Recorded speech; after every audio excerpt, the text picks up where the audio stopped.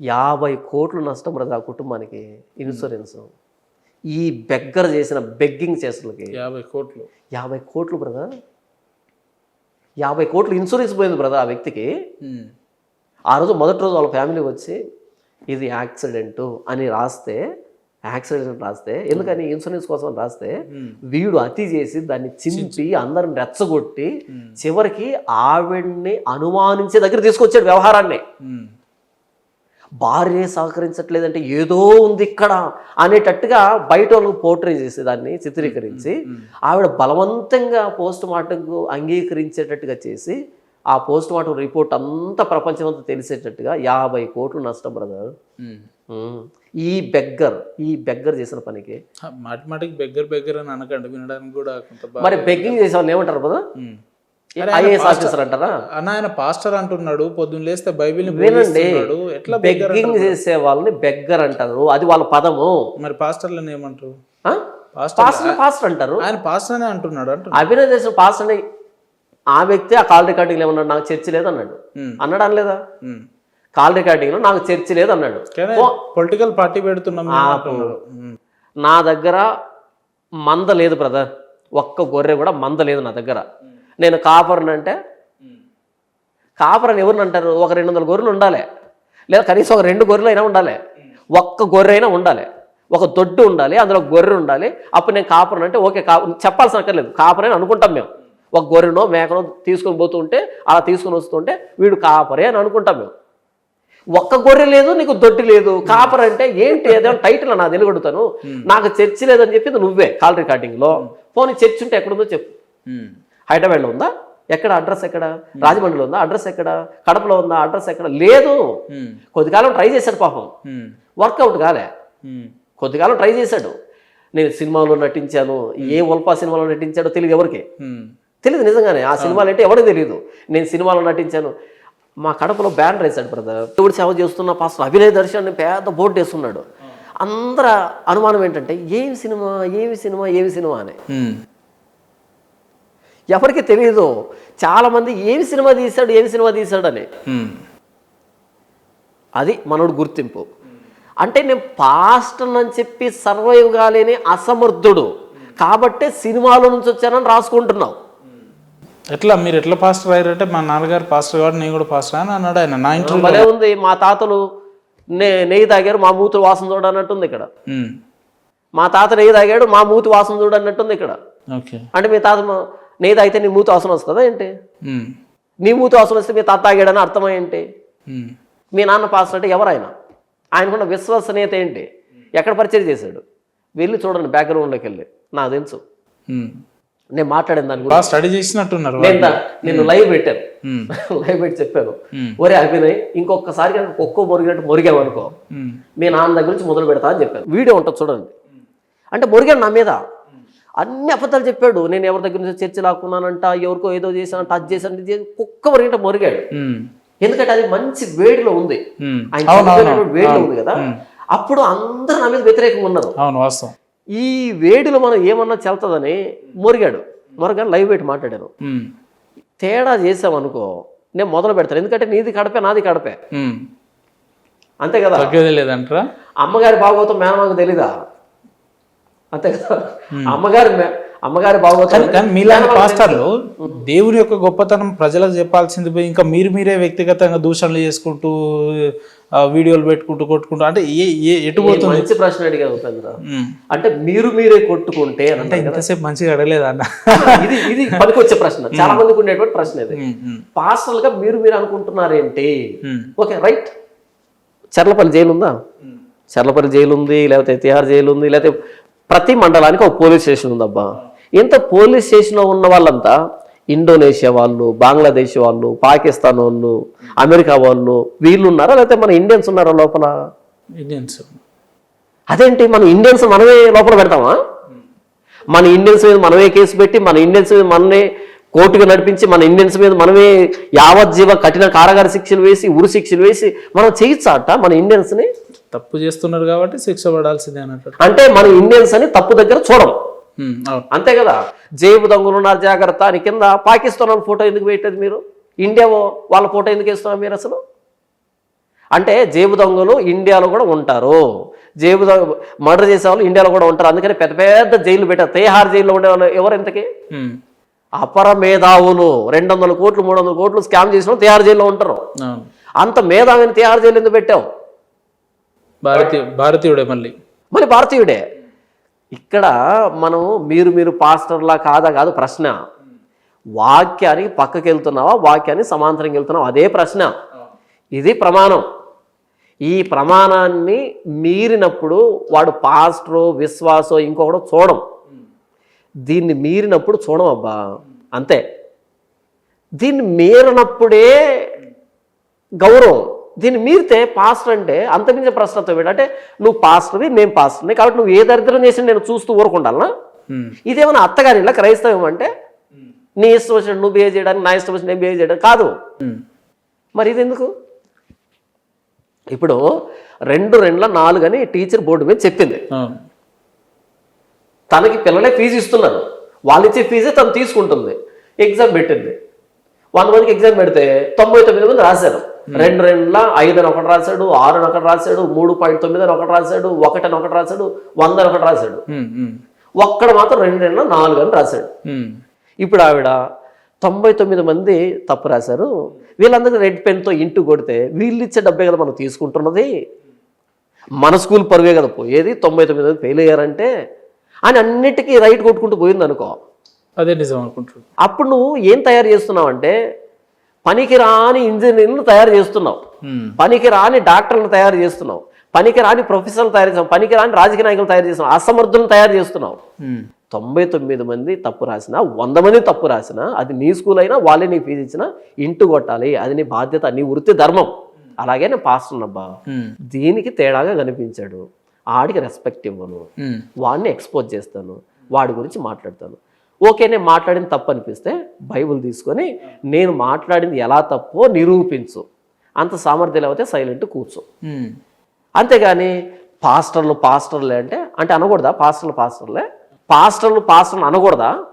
Pastor ఇంకో pastor అంటున్నాడంటే నీకు అంత ఇంట్రెస్ట్ ఉంటే కూర్చొని ఎవరిది వాస్తవం ఆలోచించు. నాకు అంత టైం లేదంటే ఓకే, నీ పని చేసుకో. అంతేగాని పాస్టర్లు అనుకుంటారంటే అంటాం, ఎందుకంటే మాకు ఒక ప్రమాణం ఉంది. ఇది లేకపోయి ఉంటే ఓకే, ఆయనకి అలా అనిపించింది, నాకు ఇలా అనిపించింది అనుకుంటాం. ఇది ఉంది కాబట్టి నీకు అనిపించింది నువ్వు చేసేదానికి వీల్లేదు, నాకు అనిపించింది నేను చేసేదానికి వీల్లేదు. ఇద్దరం కలిసి ఇది దగ్గరికి రావాలి, దీనికి సాగిలు పడాలి, ఇది చెప్పినట్టు చేయాలి. అంతేనా? ఓకే, అభినయ్ లాంటి వాళ్ళని లేదంటే ఇప్పుడు వస్తున్న పాస్టర్లను విమర్శిస్తే ఓకే, కానీ మీరు ఒకనొక సందర్భంలో క్రిస్టియానిటీని తన భుజాల మీద వేసుకున్న వ్యక్తులను కూడా విమర్శిస్తారు కదా మీరు. కేపాల్ లాంటి వాళ్ళని కానీ వ్యక్తి ఎవరు ఉన్నారు? కేపాల్ లాంటి వాళ్ళు లేంటి ఇంకా మేము మాట్లాడితే దేశ యుద్ధాలే ఆగిపోతాయి అని అంటారు, గ్లోబల్ పీస్ అంబాసిడర్ అని చెప్పుకుంటారు కదా, మరి వాళ్ళని కూడా విమర్శించారు మీరు. ఇది ఎట్లా? ముంగిస పావును ఎలా చూస్తుందంటే అరే మీ కంపారిజన్ భలే ఉందండి అసలు. అంటే అర్థం కావాలి, ప్రజలకి అర్థం కావాలి. అంటే నేను కేపాల్ గారితో కూడా ఇంటర్వ్యూ చేసిన, చెయ్యండి ప్రాబ్లం లేదు, కేపాల్ ఎదురు కూర్చున్నా సరే ఇలాగే అడుగుతాను. నేను అర్థం చేస్తున్న విషయం చెప్తాను నేనండి. పాము ఒక 6 అడుగులు పొడవు ఉంటుంది, ఇంతలా ఉంటుంది, చాలా పెద్ద గంభీరంగా ఉంటుంది. మనం దాన్ని ఎలా చూస్తామంటే, దానికి ఎందుకు భయపడతామంటే దాన్ని మొత్తం లెంత్ చూస్తున్నాం. దాన్ని ఈ చివరి నుంచి ఆ చివరి దగ్గర లెంత్ చూసి, దాని సైజును చూసి, దాని మీద ఉన్న ఆ డిజైన్ అంతా చూసిన తర్వాత అమ్మో భయపడతాం కదా. కానీ ముంగిస భయపడదు, అంతే ఉంటుంది. ముంగిస అంత ఉంటుంది, అది భయపడదు. ఒక డాక్యుమెంటరీ చదువుతూ ఉంటే ముంగిస ఎందుకు పాముని అంత సింపుల్గా తీసుకుంటుందని చెప్తూ ఆయన ఏమన్నాడు అంటే, ముంగిస ఓన్లీ దాని తలను మాత్రమే చూస్తుందంట. ఓకే, శరీరాన్ని చూడదు. ఇంత పెద్ద అనకొండ అయినా తల అంతే ఉంటుంది దానికి. అనకొండ ఇక్కడ నుంచి ఆ చివరి దాకా ఉన్నా సరే, ఎంత పెద్దది ఉన్నా సరే దాని తల అంతే ఉంటుంది. పాము 6 అడుగులు ఉన్న త్రాచు పాము, దాని తల అంతే ఉంటుంది. అంత తలని కనుక గెలవగలిగితే మొత్తం పాము చచ్చిపోతుంది. ఆ తలే టార్గెట్ దానికి. అందుకనే ముంగిస తోకను నడుమును అక్కడ టైం వేస్ట్ చేయదు. అది ఎంతసేపు ఉన్న దాన్ని తల మీద టార్గెట్ చేస్తుంది, తలనే కొరికేస్తుంది అది. అలా ముంగిస పాము గెలుస్తుంది. మీలాంటి వాళ్ళు ఏం చేస్తారంటే, మీరు యాంకర్స్ కదా, జర్నలిస్ట్ కదా, మీరేం చేస్తారంటే మీరు మొత్తం పామును చూస్తారు. అమ్మో కేపాల్ అంటే ఆయన బోయింగ్లో తిరుగుతున్నాడు, ఆయనతో మాట్లాడుతున్నాడు, ఈయనతో మాట్లాడుతాం, మొత్తం బ్యాక్గ్రౌండ్ చూస్తారు. ఆ షాక్లో మీరు ఏం మాట్లాడాలో తెలియదు మీకు. నేను ముంగిస టైపు. నేను బైబుల్ పట్టుకొని ఓకే బైబుల్ పక్కన పెట్టి చూస్తాను అంతే. బైబుల్తో మ్యాచ్ అవుతున్నాడా లేదా అయిపోయింది. ఓకే ఆ తర్వాత వాడి బ్యాక్గ్రౌండ్ ఎంత పొడవున్నా నాకు అనవసరం. ఇక్కడ మ్యాచ్ అవ్వాలి. ఇక్కడ మ్యాచ్ కాలేదనుకో అస్సలు పట్టించుకొని నేను కూరలో కరివేపాకు లెక్క చూస్తాను నేను. అంటే జాన్ పాల్ గారి రూటే సపరేట్ అంటారా? బైబుల్ దారి నా సపరేట్ కాదు, బైబుల్ ఏం చెప్పింది అంతే. నేను ఇప్పటికీ ఓపెన్ ఛాలెంజ్ చెప్తున్నా కదా, ఇక్కడ ఉన్నది నేను నా మాటలు లేకపోతే వదిలిపెట్టాను, నన్ను కూడా పట్టించుకోవద్దు. అప్పటి నుంచి ఏదో చూపెడతాను కదా, నేను నా ధైర్యం ఇది, నా వెపన్ ఇది, దాన్ని పట్టుకునే మాట్లాడతారు. ఆ రోజు దావీదు గొల్యాతు మీదకి యుద్ధానికి వెళ్ళాడు. బైబుల్లో ఆడు 6 మూల జానుడు ఉన్నాడు, ఎత్తు అంటే ఉన్నత దేహి మాన్స్టర్ ఆడు, జైంట్. ఇప్పుడు కలి ఉన్నాడే అలా మాన్స్టర్ ఆడు, ఉన్నత దేహాడు. కానీ దావీదు పొట్టుకుంటాడు, 5 అడుగులు ఎత్తుంటాడు, పైగా పిల్లాడు. ఒక స్లింగ్ తీసుకెళ్ళాడు, అంటే ఒడిసెలు తీసుకుని వెళ్ళాడు. ఒడిసెలు దేనికి ఉపయోగిస్తాడంటే కుక్కను తోలడానికి. గొర్రెల మీదకి ఏదైనా కుక్కో తోడేలు వస్తుంటే ఇక్కడి నుంచి ఇలా దూరంగా విసిరితే అవి భయపడి వెళ్ళిపోతాయి. దాన్ని పట్టుకుని వెళ్ళాడు. దాన్ని పట్టుకొని కొడితే ఆ జైంట్ కింద పడ్డాడు. వాడి కత్తితోనే వాడు నరికాడు. అంటే దేవుడి మీద ఉన్నటువంటి నమ్మకం, దేవుడి మీద ఉన్న విశ్వాసం, ప్లస్ ఆయన స్లింగ్ మీద ఉన్నటువంటి ఆయన పట్టు. ఇదిగో ఇది నా స్లింగ్. ఎంత ఉన్నత దేహం వచ్చినా ఎవడొచ్చినా దీంతో వేరే ఆప్షన్ లేదు ఆడికి. దీనికి సమాంతరంగా ఉన్నాడు అనుకో, వాడి కాళ్ళు అడిగి నీళ్ళు నెత్తింది. చాలా మంది కేపాల్ గారిని విమర్శిస్తున్నారు అంటే చాలా మంది అభిమానులు హట్ అవుతారేమో. మరి ఇప్పుడు చూడండి, బయట వ్యక్తులు, బైబుల్ తెలియని వ్యక్తులు వాళ్ళ బ్యాక్గ్రౌండ్ చూస్తారబ్బా, వాళ్ళ పాపులారిటీ చూస్తారబ్బా. నాకు బైబుల్లో ఉన్నట్టున్నాడా లేదా అన్నది మాత్రమే చూస్తాను నేను. ఇందులో లేదనుకో నేను ఆ వ్యక్తికి అంటే బైబిల్లో ఉన్న నియమ నిబంధనలకి ఎవ్వరు ఏమంత మాత్రం వ్యతిరేకంగా ఉన్నా కూడా వాళ్ళు నిజమైన భక్తులు కాదు, నిజమైన బిడ్డలు. అయితే నేను ఏమంటున్నానంటే, ఇక్కడ ఉదాహరణకి ఒక వ్యక్తి బైబిల్లో ఉన్నట్టు కాదు, కొంచెం తేడాగా చేస్తున్నాడు అనుకో, తెలియక చేస్తూ ఉంటే కనుక నేను ఒప్పుకుంటాను. తెలియదు చేస్తున్నాడని తెలుసుకునే అవకాశం ఉండి అది నీ చెవిదాకా వచ్చి ఇప్పటికే కొనసాగుతున్నావు అనుకో మార్చుకోకుండా, అప్పుడు వ్యతిరేకిస్తాను. అందరికి అన్ని విషయాలు తెలియదు బ్రదర్, కాబట్టి కొన్ని సొంత ప్రయత్నాలు చేయొచ్చు, నేనేం తప్పు పట్టను. కానీ తెలిసి కూడా, తెలుసుకునే అవకాశం ఉండి కూడా స్టిల్ అందులోనే మొండి పట్టులో వెళ్తున్నావు అనుకో, అలా సమాజాన్ని భ్రష్టు పట్టిస్తున్నావు అనుకో, అప్పుడు నువ్వు మోసగాడు అవుతావు. కానీ మోసగాళ్ళు లేదంటే బైబిల్ని అడ్డు పెట్టుకొని వ్యాపారం చేసే వాళ్ళు ఉన్నారు అంటే చాలా మంది పేరు చెప్తా అంటున్నారు. అవును. కానీ జాన్ పాల్ లాంటి వ్యక్తులు నిజమైన నికార్స్ అయిన దేవుని బిడ్డలు కావచ్చు, బైబిల్ని నమ్మే వ్యక్తులు కావచ్చు, ఉన్నారా? ఎక్కువ మోతాదులో ఉన్నారా అంటే మీరు ఉన్నారని చెప్తారా? ఎక్కువ మోతాదులో ఉన్నారు. అయితే వాళ్ళు ఇలా కెమెరా ఎదురుకు రాలేదు. ఓకే, కెమెరా ఎదురు కనిపించలేదు. అది వాళ్ళు చేసిన తప్పు. ఎందుకు చెప్తాను వినండి. ఒక చెడ్డవాడి వల్ల సమాజానికి కీడు జరుగుతుంది. అవును. కానీ ఒక మంచివాడు మాట్లాడకపోవడం వల్ల అంతకంటే కీడు జరుగుతుంది. ఒక చెడ్డవాడు మాట్లాడుతుంటే సమాజానికి కీడు జరుగుతుంది. కానీ ఒక మంచివాడు మాట్లాడకపోవడం వల్ల దీనికంటే ఎక్కువ కీడు జరుగుతుంది. ఇప్పుడు ప్రవీణ్ పగడాల గారి విషయాన్ని చూసుకుందాం. ఇంత బెగ్గర్స్ అందరూ ఒకవైపు వచ్చి, ఈ ఆన్లైన్ బెగ్గర్స్ అందరూ ఒకవైపు వచ్చి అది హత్య హత్య హత్య అంటూ ఉంటే, పాస్టర్స్ అంటుంటే మీరు బెగ్గర్స్ అంటున్నారు, ఏం చెప్పారండి? అలా వాళ్ళు అరుస్తూ ఉంటే నేను ఒక్కని ఒకవైపు నిలవబడి ఇది హత్య కాదు ప్రమాదం అంటూ ఉంటే, ఇంతమంది వచ్చి నా మీద పడుతూ ఉంటే, నిద్రలేని రాత్రులు, భయపడిన రాత్రులు, ఏడ్చిన రాత్రులు, 3 నెలలు ఖాళీ లేకుండా మీటింగ్లు ఉన్నాయి బ్రదర్. నాకు అనవసరంగా అలాంటి వ్యాఖ్యలు చేసిన అనిపించలే, అనవసరంగా మాట్లాడిన అనిపించలే నాకు. ఎప్పుడైతే ఇంత దాడి నా మీద జరిగిందో నాకు అనిపించింది, అరే ఆ మొదటి రోజు నేను ఎందుకు మాట్లాడలేకపోయాను అనిపించింది. చాలా ఆలస్యం అయింది అప్పటికే. అంటే ఆ ఫస్ట్ డే నేనేం చేశాను అంటే, వాళ్ళు వీళ్ళు చెప్పేది విన్నాను, నా బ్రెయిన్ వాళ్ళే. ఎందుకంటే స్పాట్లో నేను కదా, వాళ్ళు ఏం చెప్తారు, ఏం జరిగిందని ఈ మాటలే విన్నాను తప్ప, అదే నిజమని నమ్మాను తప్ప, నేను ఏది కూడా సడన్గా నమ్మను. నా నేచర్ అది. దాన్ని ఆలోచిస్తాను, అది అవునా కాదా అని పరీక్షించుకొని 1-2 సార్లు క్రాస్ చెక్ చేసుకున్న తర్వాతనే చేస్తాను నేను. మరి నేను ఫోన్ చేసినప్పుడు ఎట్లా నమ్మిరు అండి?